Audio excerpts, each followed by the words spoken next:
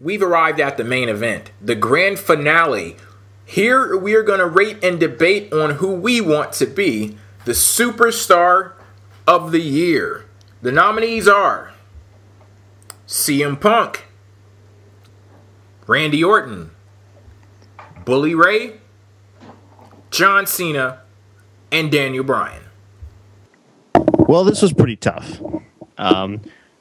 Obviously, like usual, you don't ever have a situation in which someone is the superstar of the year, and that means they were great for an entire year. But I had to go with the guy that I feel like has done that the best, and that to me was Daniel Bryan. Because even if you look back to the beginning of the year, that was when the Team Hell No stuff happened, and that stuff was wildly entertaining. From the Royal Rumble, when he eliminated Kane, and then he got like knocked off the apron, and Kane caught him, and he kind of like looked at him like, put me back in the ring, and then Kane kind of dropped him. It was just great stuff there with entertainment, and then you just mix in the matches that he had later in the year. Stuff with Randy Orton was okay, but you talk about teaming with CM Punk, and really good match with the Wyatt family, and just him in the ring. Actually, to me, made him the guy that I think was closest to the absolute full year, deal. So, to me, Daniel Bryan is the superstar of the year. Well, Jesus, Charlie, way to steal everything I was gonna say. Well, you steal everything else. Damn it, Charlie. So. I guess I stole David's gimmick by stealing stuff. All right, well, we're a bunch of thieves here. All right, well, no honor amongst thieves. I guess I'll at least discuss why other people could have won. Yeah, Bully Ray, a lot of people were like, what the hell is he on this list for? Bully Ray was freaking awesome this year. He was probably the only good thing about TNA this year consistently. A lot of people will laugh at that, but he was just an amazing heel. And being an amazing heel, it's a lost art these days. There are not many people that can walk out and get booed on a consistent basis. Usually heels are the ones that are getting cheered these days. But Bully Ray went in and night out and got himself booed. He did lose the title, but he won it back after a month, so that was just a little slight anomaly. Kayfabe-wise, he still looks good. He's a two-time world champion now, so... yeah, he did great.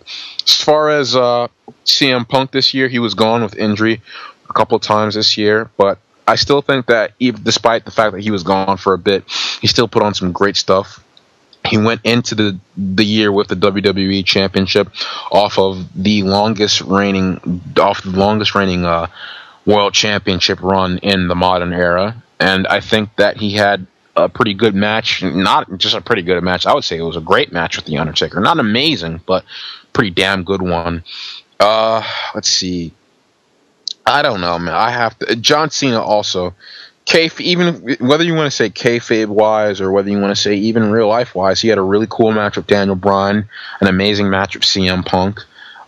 He beat The Rock at WrestleMania. He was the WWE champion for about 4 or 5 months. So he had another good run himself. He had a great year himself. But I'm going to have to give it to my guy, Daniel Bryan. Daniel Bryan is just the most consistent guy this year. Whenever he gets into the ring, it's very exciting to see him fight.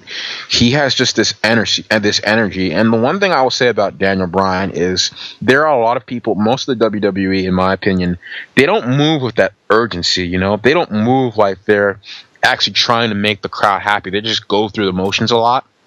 And I feel that Daniel Bryan, every time he gets in the ring, he's always trying to be better than the last match that he had. I could say there's only a few other guys that can do that. Maybe you could say Dolph Ziggler moves with urgency and Antonio Cesaro, but there are not many guys that do that. So Daniel Bryan, he has my pick. Randy Orton, he kind of went through the motions for me this year, but he did pick it up by that time, around the time that he basically humiliated The Miz in front of his family. I would say that's when he kind of stepped his game up. He had an okay. So yeah, that's a win for me right there, humiliating The Miz. Although I think The Miz already did that for himself, just being just existing. Just existing. Yeah, just existing. He already handled that himself. But I'm gonna have to give it to Daniel Bryan. He deserves everything this year. You could say he got screwed, but in my opinion, just being able to say that you won the WWE Championship, just being able to tell your children and your grandchildren that, I think that's a very cool thing to do. And the guy is 5'10", so what do you expect? Take what you can get. Okay, guys. I have a rep on here for saying irrational things and stuff, but I want to come out here and be serious with you guys, for real. Just listen, I want to be serious with you guys for a minute. Like, don't reflect me onto my pick here, because I know my pick doesn't have has a snowball chance in hell of winning this. But bear with me. I'm going all in, sticking to my guns. I'm saying Bully Ray is my pick for Superstar of the Year. I'm sorry. Oh, I forgot you said you were serious. Carry on, as you were. Sorry, I'm going to be serious with you guys. Like, you could scoff at my pick, and I know everyone's going to. I'm just going to be a one-man army here. But as David said, he had a great year heel-wise. And to me, I'm not going to pick John Cena, obviously. Listen, would you let me finish? God, for once. All right. John Cena, I'm not picking him, obviously. Everyone else did great, except maybe Randy Orton until the very tail end of the year. But with Bully Ray, though, if you take, all right, just kayfabe-wise, not even my personal preference, just kayfabe-wise the year, he and John Cena could go neck and neck for who had the greatest year. Cena won the Royal Rumble. Rock, this is kayfabe, remember, right? You know, like, he championship, came back from injury, all kinds of stuff. Cena had a great year, but so did Bully Ray. I mean, just because you don't see it doesn't mean it's not there, kind of thing. Because I know many people don't watch TNA, and that's what it is. He was in a storyline with Hulk Hogan's daughter, Brooke Hogan, which established him as a good babyface, and then that propelled him to a heel turn, which is probably the best heel turn of this year. And that, again, a great match with Jeff Hardy at Lockdown, and he turned heel, and he got all those. He got like a real, like, old school, like, reaction with like bottles and stuff being thrown in the ring. He got real good heat reaction that you don't see too much these days. And with Bully Ray, it's more about here what you do with what you have, kind of thing. Like John Cena, CM Punk, Randy Orton, they have the world handed to them, kind of thing. They're in the land of giants right now, where like money is no excuse. They don't like you, they bump you down. Bully Ray, his next move could be his last move with his thing, and he just stayed consistent, and he was so good at being a heel. He was part, and kayfabe-wise, he was part of a great faction with the Aces, and well, it's not a great faction, but like it's a big time faction. TNA. I'm not saying it's a great. You know what I'm saying? Aces and 0.8s. But he was the leader of that, and it was a big time faction in TNA. And I'm just the Bully Ray.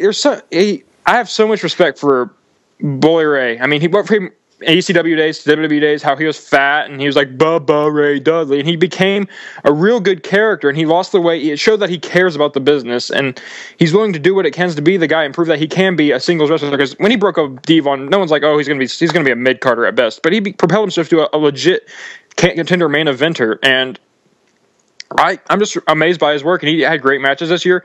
Even the match with Fail Sabin, which I hate Chris Sabin with a passion, not as much as AJ Styles, but that was good. It was a fine match. Even the match with AJ Styles wasn't the Bound for Glory quality, whatever that is. He's the Rock TNA needs right now. Hulk Hogan left, AJ Styles left. He's the Rock keeping TNA afloat for whatever time left they have. I have so much respect for him. He deserves Superstar of the Year because it's more like what you do with no eyes on you. He's working at it. He doesn't have every move could be his last, and he continues to thrive and never give up. He is the real never give up. He's the hero that we deserve, Dark Knight reference. But I have to say, Bully Ray, he's done with he did what he could with it, what he can, and he made diamonds out of coal. Okay, so this isn't even a knock on him, and it doesn't affect like his character or his like in-ring work at all. But does he not have one of the stupidest names in wrestling? I can agree. He does. He does have a stupid name. Even I can admit that. Even back when he was Bubba Ray, it was still a dumb name, but whatever. I'm not judging people based on their names. But with that said, I actually am going to knock on him. So, so his heel turn was so painfully obvious that I just didn't care. And I knew it from, like, a long time ago. So every time he was even on the TV, I changed it. Like, I don't care about Bully Ray whatsoever. And everything getting thrown into the crowd, that was all staged. So take that as you will. But his character itself, yeah, he's good on the mic, but I just did not care for him at all. He's one of those people who, yeah, he's good, talented, whatever, but he's one of those people I just don't care for.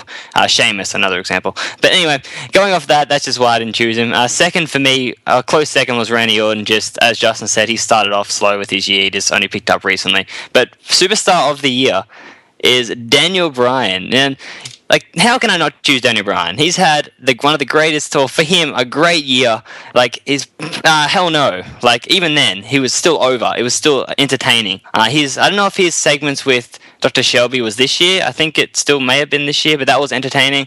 Like, everything he's done. And then moving on to, like, even the Wyatt family, but moving on to the WWE title picture. Yeah, his storyline with Orton, it was more of a big show setup, but still, it was still entertaining. And he's just had some of the greatest matches this year.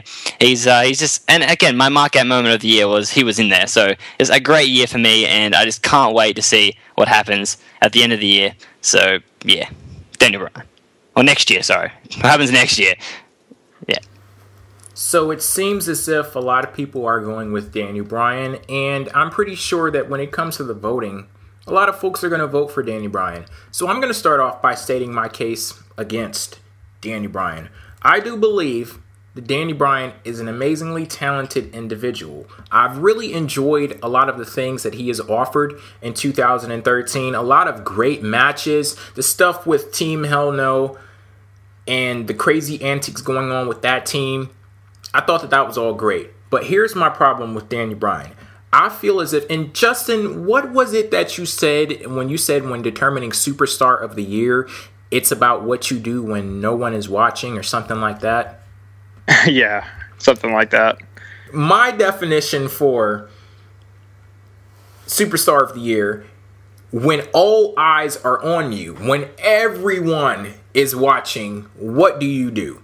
And with Daniel Bryan, I feel as if when the stakes were as high as they could possibly be, that's where Daniel Bryan fell flat. Now, of course, this has to be examined in a kayfabe perspective. You can talk about the booking all day long, but at the end of the day, Daniel Bryan was a representation of that booking. He was the person out there competing in those matches. He was the person out there being involved in those stupid ass finishes time and time again when he moved to the WWE Championship picture. You look at his first reign with the WWE Championship, it lasted a few minutes. He got it taken from him, from Randy Orton. Then you look at his second reign, he got it taken from him once again because of another BS finish in the match. So my thing with Daniel Bryan, he was really entertaining this year, and I feel as if he's really good when he's in character. Like when he was with Team Hell No, he was really good there. But when he finally moved up to the main event, that's where everything fell apart.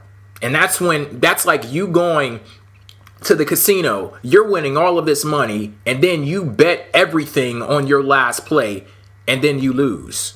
Like, I'll give you credit for all of the little bets that you made before, but when the most was at stake, that's when you fall flat. So now that Daniel Bryan is out of the picture, I looked over the rest of the nominees, and I looked over WWE as a whole, and I was really trying to find one wrestler, one superstar, one guy that was consistent throughout the year, delivering entertaining things back to back to back to back. And finally, I had to come to the conclusion that I could not find one guy. But I did find three. Dean Ambrose, Seth Rollins, and Roman Reigns. So I'm exercising a little bit of my powers here. Since the awards are named after me, I guess I can do this. My vote for Superstar of the Year goes to The Shield. When I look throughout WWE, it is your show, so you can kind of do whatever you want. When I look throughout WWE, the one act that entertained me day in and day out is The Shield. So Justin wants to ask the question, what has The Shield done? Well, they've mixed it up with main eventers like Randy Orton, John Cena, Daniel Bryan, CM Punk, The Rock. They've won championships, and with them holding the tag titles, yes, Cody Rhodes and Goldust have played a great part in reviving the tag team division, but so did The Shield. They made it possible for all of that to occur in the first place because them winning the tag titles set everything that occurred from that point on into motion. And so many fans were invested in The Shield and cared about what they did that it was transferred to the division itself and teams like the Usos. Because with them simply being in the ring in feuds with The Shield, it made me care more about them. And if that isn't a testament to how great The Shield is and how much talent they possess, the fact that they can get you to care about their opponents, then I don't know what is a testament to their talent. And I'll go ahead and acknowledge the fact that there was a small window, not as big as they would like you to think, where it seemed as if the Shield had lost their way, but it was corrected, and it's a great thing that WWE is firmly behind them on the booking side, because they're never complacent with the Shield. They're constantly reinventing them, whether it's a fight for justice, and they're actually taking out guys like The Undertaker, taking on The Undertaker and taking him out, because they actually had matches with him outside of WrestleMania. He stayed around specifically to feud with the Shield, and then you have them serving as the enforcers of the Authority, and now with the Roman Reigns centric Shield. And not to mention the fact that, as far as I'm concerned, they really haven't had a bad match. Great ones even that are littered all throughout the year, like too many to count, honestly. And with all of that being said, 2013 has definitely been the year of the Shield. Guys, make Can three guys win Superstar of the Year? Is that possible? Well, see, now I thought about this. Grammatical error. I'm just focused on the grammatical error here. Well, they were nominated for Breakout Star too. Okay, but you got to specify Breakout Stars. Well, the Shield is one Put unit. me over, so, damn it. See, that's why. And then you actually... Oh, no, you voted for Cody Rhodes. But, yeah, the Shield, they were one unit. And I kind of used this to my advantage because I don't know if you guys remember, but when we were discussing the nominations, I was like, since it is Breakout Star, could the Shield be nominated for this award? And you all said yes. So I guess the same applies to Superstar of the Year then, too. Let me make my point real quick before we get into the Shield phrasing or whatever. I was very slick there, so... Yeah, I just want to make my point real quick about the Shield. I mean, Bully Ray. I mean, I get it. No one's voting for him. I'm just going off what I saw. I thought creatively he was good for what the company had to offer. I have a ton of respect for Bully Ray, and I thought he was a great performer this year. And I just thought overall, it takes a lot to do something. I'm not saying that like because no one's watching, why should I care kind of thing. It's kind of like when you do have like very little resources, there's very little you can do. And I thought Bully Ray made the very best of his situation and really became a name that people could recognize, even though the name's stupid, as Charlie had said. I'm just saying, if you wanted to make who like deserves it the most, I think Bully Ray, given that he had such poor circumstances, he did so well with it. There wasn't like unearned, like feel pity for him, give him a vote like that. No, I thought he was very good this year. I went back and watched a full year of TNA, which, you know what, I deserve to win that award. Bully Ray deserves to win that award just for that fact, because I sat through TNA for a year, okay? But I can say, without a shadow of a doubt, Bully Ray deserves that spot. I don't care if you put the Shield in there. I know he's not going to win, but you know what? Bully Ray, it's more of a respect thing here. And talent, creative, everything clicks with the guy. I can see why Brandon just doesn't like him because, it's not his preference or whatever. But he's a Seth Rollins fan, so what can you do? And Bully Ray for the win here. I know people are gonna be like, "Oh, you're crazy, you like Curtis Axel and stuff," but no, this is legit opinion. It's not forced anything. I just thought, honestly, of all the guys, even with the Shield included, Bully Ray deserves that more than anyone, in my opinion. Just my opinion, I guess, because a very lonely opinion it will be. Well, you actually did deliver a great case for Bully Ray, but my thing is, you say, well, with the circumstances that he had to deal with, that's why I'm voting him for Superstar of the Year. No, but this isn't a pity thing. Yes, it is. That's exactly what it is. Well, let me say this though. I forgot to mention this in my thing. Even if he had even if he was in the Land of Giants, the stuff he had was still compelling and he was still great in the ring. I'm not taking just because he was in TNA doesn't mean if he was in WWE right now and he had the same storyline, it would still get over. I would believe he would still be over and he would still be Superstar of the Year regardless of what company he is in. No, because I wanted to turn the TV off when I saw him. That's so just regardless. Let me rush to Justin's defense, though, because I've actually complained about this many times before. The lost art of being a heel in wrestling today. People think it's cool to cheer for heels now. We're in an age where you can allude to the act of pouring ashes on someone, and that gets a fucking pop from the crowd. So Bully Ray, the fact that he's so detestable that people actually boo him, I do think that that's a quality that's missing in wrestling, and good job on him for having that. But I'm just not voting him for Superstar of the Year. That's fine. I don't expect anyone to be. I'm just going from my perspective, how I see how things should be built. It's like we're talking about with the best match of the year. It's just how you would figure it, and I'm just sticking to my guns, Bully Ray. Oh, We're gonna get now 0 votes. personal preference. Oh, we can have it now. No, I'm just not saying personal preference, like how you would critique Superstar of the Year and what presents into it. I think he gets every category with spades. I thought so, at least. And I'm just saying, we're going to get 0 votes. I'm going to be his only vote, but you know what? I'm proud with my vote. I feel no regrets for picking Bully Ray. None at all. Okay, now that we've actually spent our time discussing someone who's not Are you trying to convince them of that, or are you trying to convince yourself of that? No, I'm okay, we have to move on from the subject of Bully Ray because, like, he's not going to win. Let's discuss some people who actually have a chance of winning. Daniel Bryan, we all know he will. He's talking about the Shield, Brandon. Let's be real here. He's real. I guess they're up there, I guess. I honestly don't think that Daniel Bryan has had a better year than the Shield has. Don't. Overall, I have to say yes. He's had all his matches are amazing. Yeah, he lacked certain things on the mic and stuff, but overall, he's just had a great year. And Shield, not taking anything away from the Shield because they've had an amazing year as well. It's just, I think Daniel Bryan, with his popularity and everything, overall, like him coming up to the ranks, he just had a better year. Charlie, and his matches, keep your vote? It's amazing. You keep your vote for Shield, or you're going Daniel Bryan still? I'm going to stick with Daniel Bryan, but it is close. Yeah, it's definitely close. I'll give it and if you want to get your dose of Daniel Bryan and the Shield, you can always check out Charlie's WCW on PWFempire.com. Shameless plug. David, you sticking with Daniel Bryan? Yeah, I'm going to stick with Daniel Bryan. The thing about him, like I said, the guy just moves with urgency. Like, if you look at, he does the crossbody, then he throws the guy back in the ring, he does a missile dropkick, and he kips up.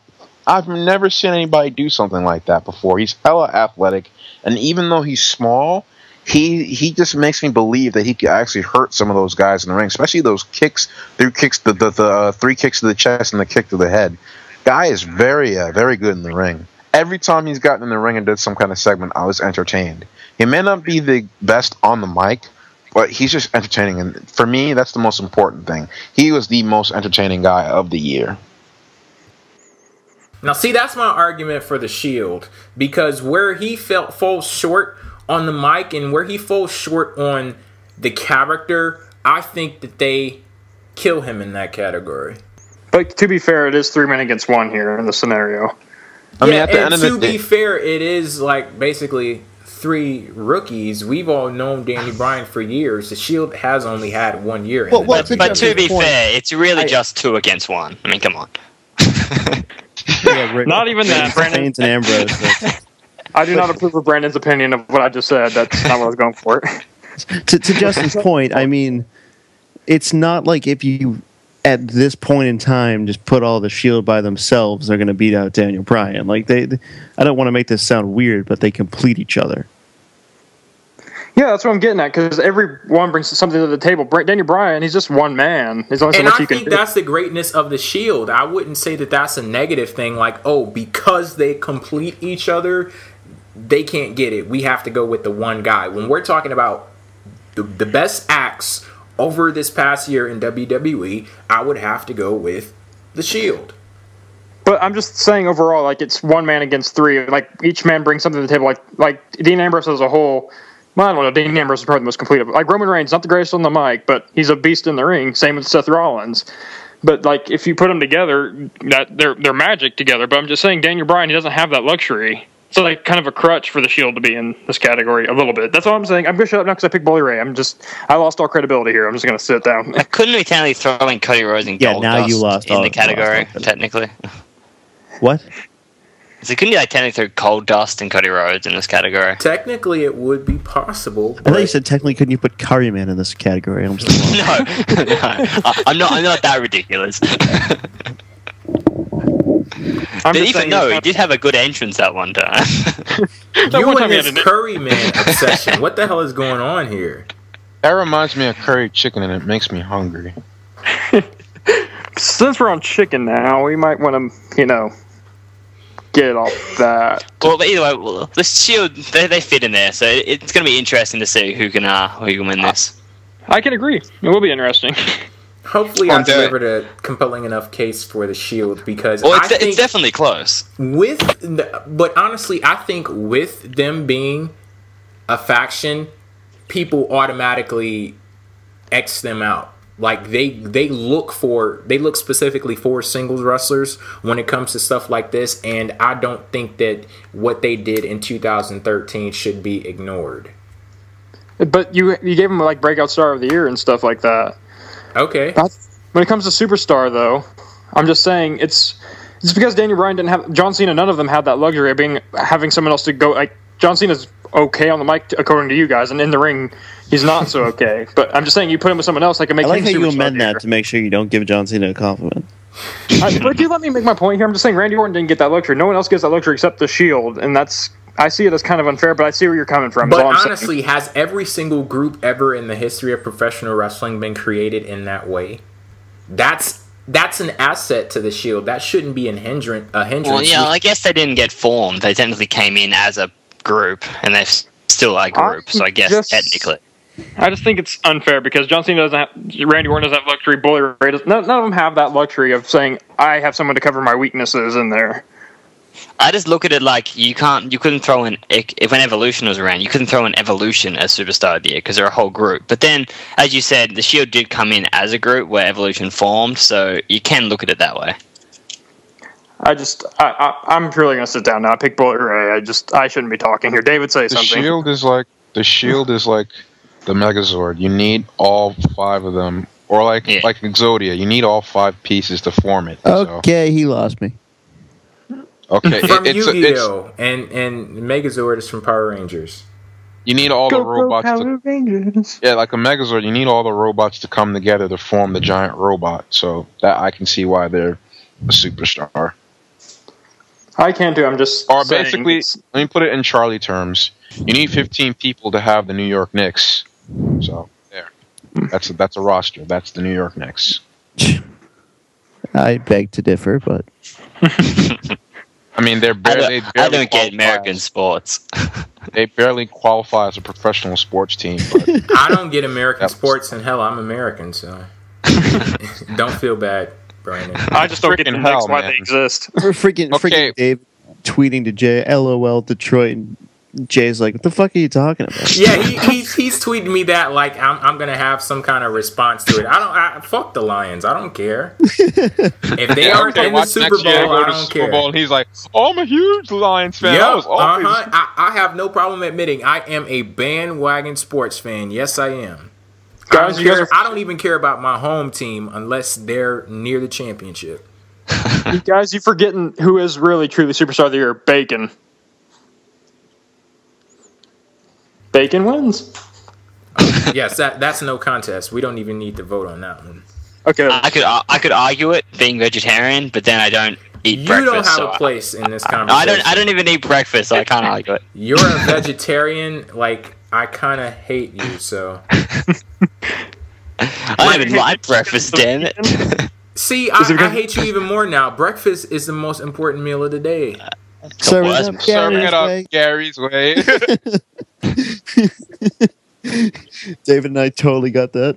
Back when I was living by myself, I would make breakfast for dinner. I would. In translation, Jay doesn't think Daniel Bryan deserves to be superstar of the year because he's a vegan. Translation.